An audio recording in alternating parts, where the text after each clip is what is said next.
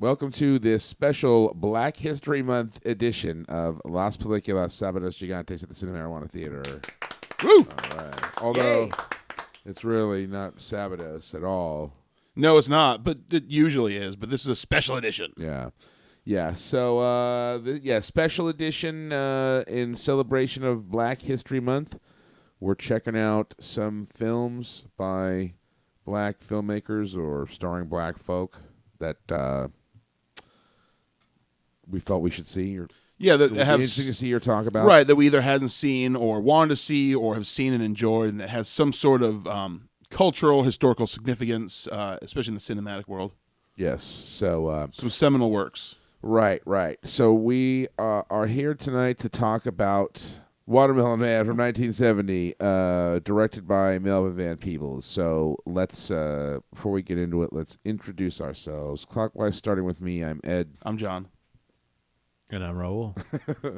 All right. And, so Watermelon Man from 1970. This is Melvin Van Peebles' first and only studio film that he directed. It was written by Herman Raucher. Or Raucher, I don't know how you pronounce that exactly properly. Starring Godfrey Cambridge as Jeff Gerber and Estelle Parsons as Althea Jemima Gerber. Watermelon Man, Kenzie's not here to give us a synopsis, so you want to synopsize this, John? Basically the story of Jeff Gerber. He's like this sort of happy-go-lucky insurance salesman. He's a white guy with some pretty backwards racist views. Maybe he's a little more culturally insensitive. I don't know that he's intentionally a bad guy. No, that's true. But he's definitely insensitive.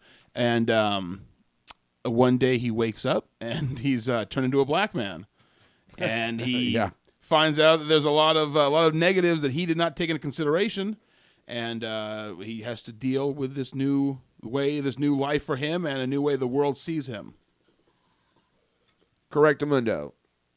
And it's sort of a comedy, or at least it's billed as a comedy. Melvin Van Peebles, just to give a little bit of a background on him, because we'll be talking about another of his films coming up. But he was split America, I think, in the 50s. He was born in the 20s, I think, in Chicago. And he split America like in the 50s, and he went to Europe, and he was doing like short films and writing theater and shit in France and the Netherlands. Born in 32. 32, in okay. Chicago. There we go. And then, somebody discovered him. Some American discovered him because he was starting to become sort of a big deal, I guess, in overseas. And somebody discovered him and offered him, the chance to come back to Hollywood to make a movie. And he came back and made this film in 1970. It was successful, and the studio wanted to get Van Peebles into a 3-picture deal, and he declined. And interestingly, the Van in his name, I guess he adopted that while he was in Europe because of the Netherlands thing. What was he known for overseas? If John will bring the wiki up on him, but I know he was doing short films and he was writing like theater. There was one particular short film that I know is what kind of brought him to the studio's attention. Yeah, it's funny. I did a PSA for the station for Black History Month about him, and so I was doing some research and learning this stuff about him. Really a renaissance man. Honestly, the guy's done it all. So he wrote a book, The Big Heart, and then he was working as a cab driver, and actually somebody suggested he should become a filmmaker. So he shot his first short film, Pick Up Men for Herrick, in 1957. And he made 2 more films around the same time period. Yeah. And then it was his first feature-length film, The Story of a 3-Day Pass, which is one of the ones he made in France. And that's the one that caught the attention of Hollywood producers, who actually thought he was a French auteur. I didn't actually realize that he was an American expatriate. Yeah, that's pretty rad. Yeah, and it's funny because Tarantino is famous kind of for saying like, if you want to go to film school, like go make a movie, like that's your film school. And really, Van Peebles is kind of like, the epitome of that, because he was just like, oh, okay. And he just fucking did it. You know what I mean? So after Watermelon Man, he goes on to make what is his sort of most important work, cinematically, at least socially and culturally, in 1971, Sweet Sweetback's Badass Song, which we'll be talking about in a little bit. And then after that, he went on to do all kinds of crazy shit. Like, he's been a musician and an author and like a painter, I think. Yeah, and an actor. Yeah, an actor. He was Jack Halloran in the editor in the TV version of The Shining. Was he really? Yeah.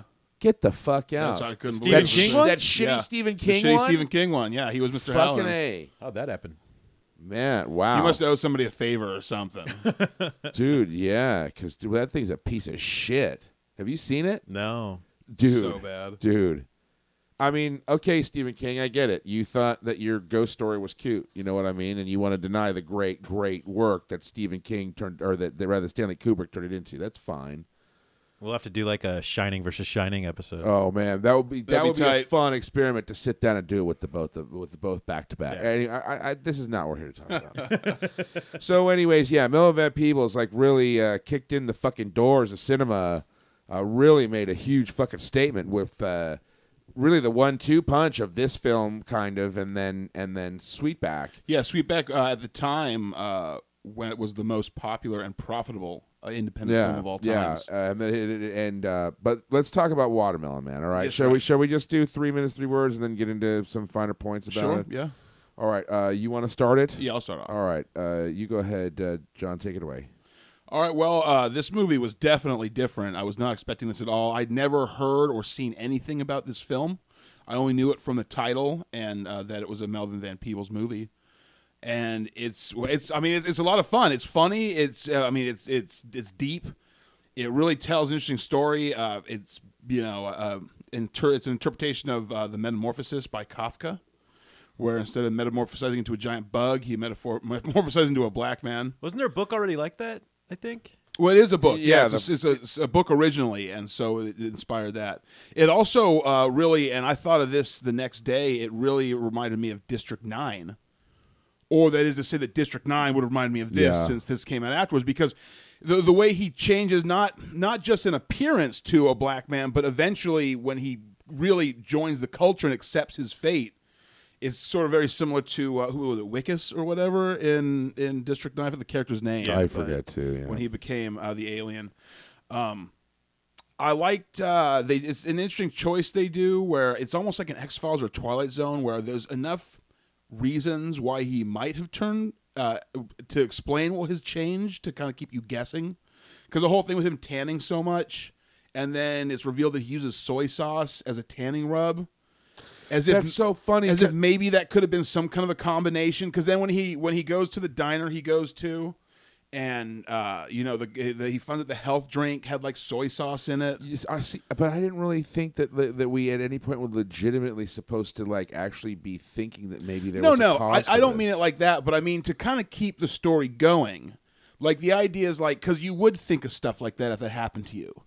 Okay, like you sure. would be looking for reasons, right? Oh shit, maybe I overtanned. Right, and because I mean, like okay, we obviously know that it's a black man playing that role, so we know that he has 100% just turned into a black man overnight. But if you experienced that in real life, you wouldn't believe that as being a thing. Your go-to guess wouldn't be like, well, I guess I've turned into a black guy overnight. You'd be looking for maybe, what happened. Maybe I've had too much soy sauce in my diet. Right. Yeah. And so the fact there are some things in the story that attach themselves to that I thought was neat. Also, where like when it's revealed that his full name was like Jeffrey Washington Gerber. Then it was like named after Jefferson, isn't it? Or Jefferson, yeah, that's right, Jefferson.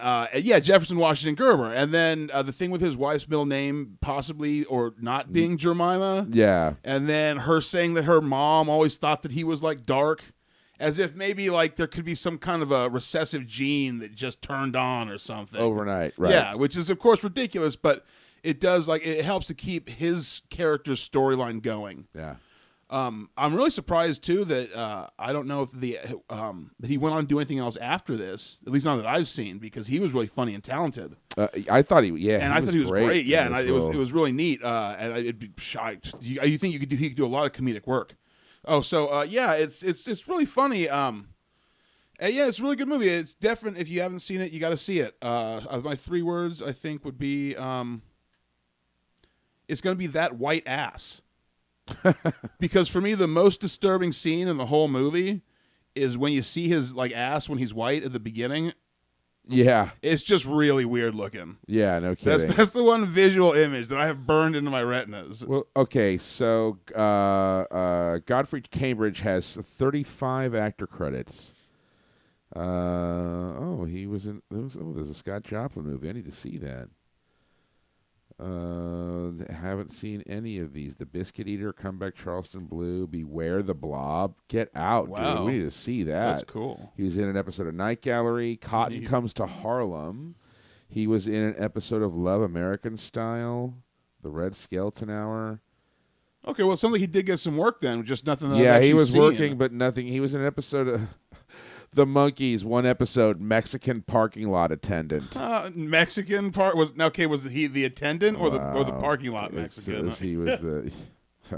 That's funny. So after this movie came out, was there like a big scare where they were telling people like, "Do not tan with soy sauce"? I repeat, honkies. It's funny. One of the taglines on the poster is says "Don't worry, it won't happen to you, so you can laugh." Almost like don't worry, white America, you don't got to flip out. Because it was from what I understand, what I've read, it was successful.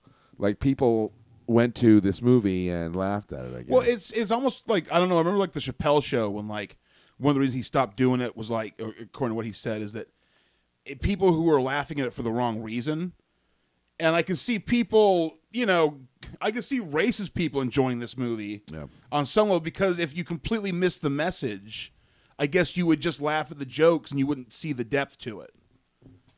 All right, Raul didn't watch this movie with us, but that's all right. He's here because he did watch the next film we'll be talking about with us. And he's here to support us morally, That's right. spiritually. I'm here for you guys. All right, so my turn, yeah.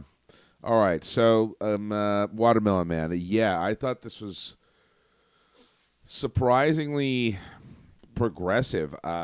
Van Peebles was clearly fucking ahead of the curve in terms of his message of equality, or his message of acceptance, or I don't even know what civil rights. I don't know. That seems to be missing the point, sort of. But a very poignant film, arguably more so today than ever before, because I think with the sort of climate, with the social climate online and stuff, good or bad as it may be, I think now more than ever, the sort of American populace is receptive to the kind of message that this film seems to try to promote. So it was interesting to see it through the lens, through the today goggles, and be like, dude, he fucking might as well have made this this year. Yeah, it's a really bold statement for the era that it comes from. And that makes me surprised that it was really popular, because it seems to me like that there was no obfuscating the message, if that I'm using the word properly. There was it was pretty fucking cut and dry, what was going on. And to me, it's when the District 9 comparison is actually sort of apt, I suppose, because I noticed when working at Blockbuster, District 9 split people down the middle, and it was funny because everybody whose politics tended to skew to the right didn't like it. And people whose politics skewed to the left a bit, particularly on the immigration issue, tended to like it. At least that's what my research told me. So I'm surprised there wasn't backlash against this movie for sort of telling the status quo to go fuck itself so hard. Well, yeah, and I'm surprised too. It seemed like the kind of thing the studio would have hated, because it was successful and he got offered the 3-picture deal. But I expected before I read about it, there was going to be the studio was so pissed and they buried it, and because the message is so out there and obvious and in your face. I honestly thought at some point, prior to the end, Gerber should have sort of broken the fourth wall, kind of broken out in a total sort of Brechtian maneuver, just dropped the fucking gag and been like, just looked at the camera and been like, ain't this some fucking bullshit? You know what I mean? Because it's like, it's so real, sort of, you know what I mean? And how quickly people fucking turn on him and stuff. And I don't mean like it's real, like this totally thing could happen, but just sort of, it just kind of points out like the little ways in which, you know, shit piles up for people that, you know, the shit rolls downhill. And if you're at the fucking bottom, you're like catching it all, dude, and it's a pretty big fucking ball by the time it fucking rolls down there. You know what I mean?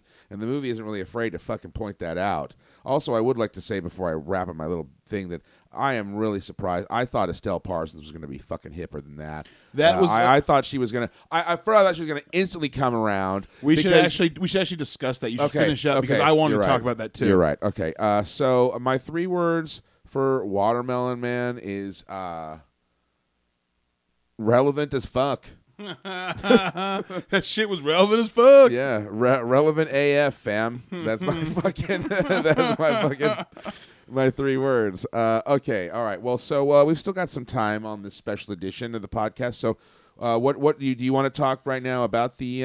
Well, because it was funny that you brought that up. I mean, I had so much more that I could have said, but 3 minutes went by pretty fast. But that was one thing I noticed that. And obviously it's a deliberate choice that his wife is seemingly liberal. The whole time she's supportive of the black movement. She's watching the riots on TV. She's giving him shit. Right. She's chiding him for his racism. But then when he turns black. When push comes to shove. And it's in her house. Bam. She's out the door. And instantly super racist. Like when the scene where the neighbors are kicking him out. And where they're buying him out. Right, they're buying basically. him out. And he's running them up.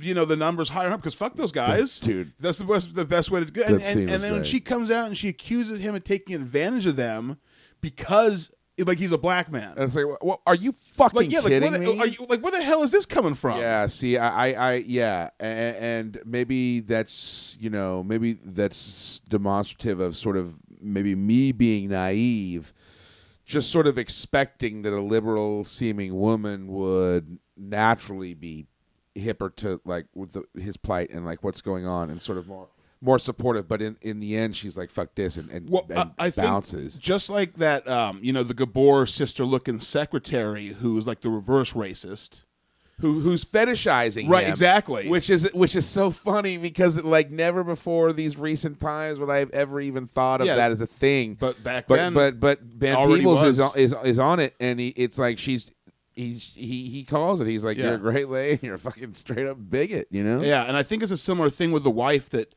I think that character was designed to be sort of like a false liberal because it's like that kind of like whole not in my backyard thing. Like George Carlin talks about that where it's like, we need more prisons. Like, whoa, not in my backyard. Right. Like, we need schools for inner city youth. Whoa, not in my backyard. Right, NIMBY. Yeah, and it's like I think that like I gotta believe, especially if if you're fighting for your rights, you're gonna run into people like that who, they act like when it's on TV, they act like they care, but if it comes to their neighborhood or their living room, like bam, it's just then all of a sudden the truth comes out, and that's who Althea was, I guess. Yeah, I guess so. That was a letdown for me. Yeah, it was a bummer, and it was funny too. A credit to sort of the plausibility of the situation, at least in the manner in which it was delivered. As I was really emotionally, I'm yelling at the fucking TV, like at the end, like you fucking fuck that. Yeah, like when she's straight fucking backstabbing him, dude. I know, like I'll send the kids. That's not the kind of backstabber the OJs were fucking singing about, Well, you think not the ones that the OJ was committing. There was like throat stabbing. Okay. Total bummer. Yeah, total bummer. Like a I don't know, there's a name for it, like a scarecrow, fucking like a puppet liberal or something. I don't know. I think some kind of name for somebody like that, but I don't know what it would be. Something else about this movie that's kind of interesting. Like it's billed as a comedy, and it is a comedy. And it's very funny in places, but by the end, it ain't fucking funny. No, the joke kind of wears off because it's almost like he's like, yeah, haha, like, laugh it up, but then like you look at his face, he's like, the stone face, like he's not laughing. Well, and it's almost like a graph. Like it starts off, the beginning is wacky. Like the first opening scenes, when he's all racing the bus, right? It is funny. It is very funny. Right when he's exercising and naked with his like weird white ass and like racing the bus. The music you pointed out that earlier, there's this total like weird like sitcom music when he's at home. Well, and I should mention at this point that Van Peebles was another example of sort of his, the auteur theory, I guess, is he wrote the music for this film as well as Sweet Sweetback, and so the approach to the score is very unconventional. Yeah, and it's incredible. And as the movie goes on, the humor just kind of lessens and lessens, and the music represents that. Right. And then you get to the point really, and it's really once his wife leaves where like the joke's over, and then you see then shit gets real. He uses that. There's a leitmotif in the film that he uses that reminds me totally of Kung Fu Fighting by, I think, Carl. Oh, yeah. Did it right. I don't know. Can you see what year that Kung Fu Fighting the song came out? It had to be. There's no. I'm totally full of shit because I'm thinking that maybe like Kung Fu Fighting is some sort of like allegory for, trying to claw your way through a society that's sort of prejudiced against you. I think it was just racist against Asian people. And that maybe Van Peebles was like deliberately acknowledging Kung Fu Fighting because this character was Kung Fu Fighting his way. It came out in 1974. Okay, yeah. So never mind. I'm an idiot. It was worth a shot. Yeah. But yeah, the music certainly is very unconventional, and it really adds. It does. It's really good. It's quite a bit. Yeah. And yeah. And I can see the humor. There was a movie podcast about earlier that we spoke with the idea of like using humor kind of as the sugar to get the medicine to go down. Like, right. It helps to grease the wheels. Like if this movie was too, I think it was when we were talking about Chirac.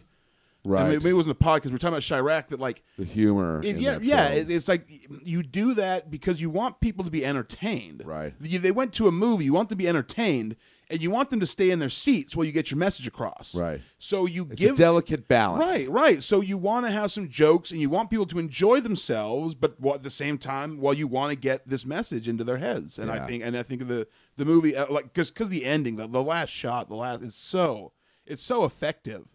And it so really just drives the whole movie home. Well, one thing that this movie sort of dares to kind of point out, because with the issue of race, it is a morass, to say the least. It is like this ridiculously complicated issue, and the interesting thing about it is, race is a social construct, really. I'm going to ask a coroner. True. But it's sort of oh shit, I forgot where I was going with this. Dang it. What did I say before that bit about the corner? Social construct. Yeah, race, social construct. I'm gonna write this time down so I can cut this out. Yeah, I don't know what you were going for when you lost it. It's pretty good. God damn it. It's very racialist. Big fucking weed. Something. Big weed. Speaking of which, this is a hit for you here. Oh, hey, great. But yeah, you were saying something about race, but if you can't think of it, we should just go on. It'll probably come to you. Well, let me hit this. Just give me a second. Cut this out. Let me think about this one. Was it about Kung Fu Fighting still? Those cats were fast as lightning. But it was a little bit frightening. It was. Just a little bit. I did like the expert timing that they used, though. The fuck was I going to say? How racism is really bad. Racism bad. No. I said it's a complicated issue. It's a complicated issue. You're talking about like the morass of it. Yeah. Gravitas? No. About how race issues are very sticky wicket. Yes. But what specifically? I don't know. You hadn't said enough for me to know where you were going with it. Damn it. You hadn't given any clues as to what your actual. Well, all right. I guess we should move on then. Let's just But like, it might pop into your head, and you can jump back into it. It might. I'll have to go back and chop that whole bit. Should we leave it? Let's just leave it quiet, and then pick it up. So. Yeah. Anyways, so yeah, Watermelon Man, really, really, really interesting movie. Yeah. And it's funny, and because we're going to talk about Sweet Sweetback next, in the next one. But it's crazy to see him like flipping a bird to the studio system after he kind of like so artfully used it to his abilities. Like I got since the movie was popular, I got to think, well, if you made the movie and he changed it, like, okay, he hated the original ending. In the original ending, Jeff was going to wake up and it was all going to be a dream. Oh, that sucks. Yeah, and so he hated that and he changed it. And the studio originally wanted to star a white actor. They were thinking about Walter Matthau or like Alan Arkin. Yes. So he'd be white for like the first 10, 15 minutes. That would have been terrible. That would have been horrible. That would have totally fucking neutered the film. And would have really kind of defeated the purpose of having a, Well, yeah. But he was able to buck the system and convince the studio to do things his way, which is surprising especially for any director in that day and age. But why would you want to keep fighting that fight? I guess maybe because that's it's going to be that same fight every time. Yeah. Think about it. That's why Lucas fucking was like, "Fuck you guys." He was tired of it. Fucking Kubrick, dude, like you couldn't say shit to him on the Kubrick set because, like, dude, he's not the Simpsons. They don't fucking take notes. Right. I mean, even like Burton, like hated doing Batman because it was the studio interference made it a nightmare. That's it. And I think he knew that even if he got his way, which is surprising that he did, and thank goodness that he did.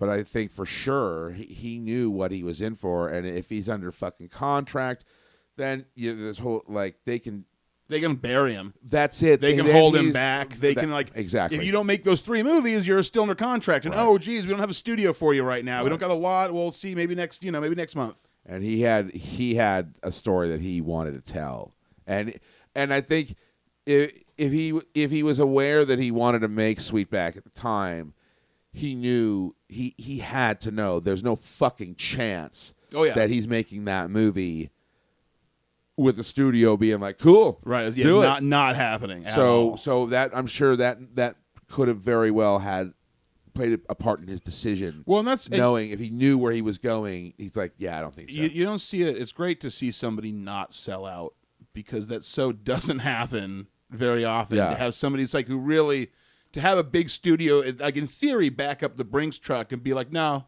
like I'm just going to do it my own way. Yeah. Like thanks, but I'm gonna, yeah. Thanks, but no thanks. I think what I was going to say was sort of the way it kind of exposes the little ways in which people are racist and sort of don't realize it. You know what I mean? Kind of like okay, take for example the neighbors and the house and paying him $100,000. You know what I mean? Like they were trying to be cool about something that they saw as like a genuine issue, and that their houses are going to fucking depreciate. Right. So I think they see themselves as having a valid concern, and that they're being pretty cool about the whole thing. It plays interesting, because it's like really not. Right. It's like, I mean, it's totally fucked up. And obviously those were the same guys who were calling him and telling him, Oh, I remember what I was going to say. God damn it. Okay, so at the bottom of a lot of this shit that makes people upset and kind of fight racially is that the film sort of, in a way, it explains like why there are gangs. It's like it sort of lays bare kind of people needing to fucking really you need to take a look. If there's something going wrong, you got to fucking take a look at what is going on. Yeah. It's like when people write off like civil unrest, okay? I'm not saying rioting is good, but what I'm saying is to write off civil unrest, to just dismiss it because no. You're missing the fucking point. Oh, yeah. No, if a riot breaks out, like, I don't know how many times, and I'm saying complete strangers I've had talk about, because people don't want to steal TVs and stuff like that, or they just want to, mess some stuff up. There are some. So that is the case. Right, but if for people, and for normal citizens to get upset enough to do that, there has to be a serious reason. A great injustice to society has taken place. And to focus on the few vultures who are taking advantage of that is completely missing the point that something was wrong enough that a bunch of people, regular people, got pissed off enough to riot. That's it. Like and you know, like I think of then the reading that I've done, like the street gangs, you know what I mean, like the you know, the Bloods and the Crips and all that shit. That was straight up. Those gangs were started originally as like, you know, a reaction to getting their asses kicked by white people, by white people and white gangs. Yeah. And now it's a totally different thing. And yes, it's a problem, but to fail to sort of look at history and try to, like, you got to fix the wound. You can't just like try to treat symptoms. You know what I mean? You got to go in and fix what's fucking they're wrong. not looking. They're prescribing aspirin. And they're not thinking about, like, oh, you know, maybe we should actually look at what's causing the headache. So that final shot, like what he kind of spends that dough on that he gets for the house, it's like it's saying something. Yeah. Well, and it's saying he's been pushed into this fucking place where, like, I got to do fucking something. Well, and now that he is on that side of the fence, and that's sort of the point, I think, is that, like, if it doesn't seem like it's real or it's a big deal because it's not happening to you. Like, you don't get it because you're white, so you don't know what it's like to deal with this stuff every single day. Right. And that's the thing. When you have this guy who's, like, a super white guy who has no interest or any sympathy for black people or their problems, talks trash when he sees the riots on TV, then the last shot he's joining up because now that he's living that life, he sees this injustice and he's dealing with it.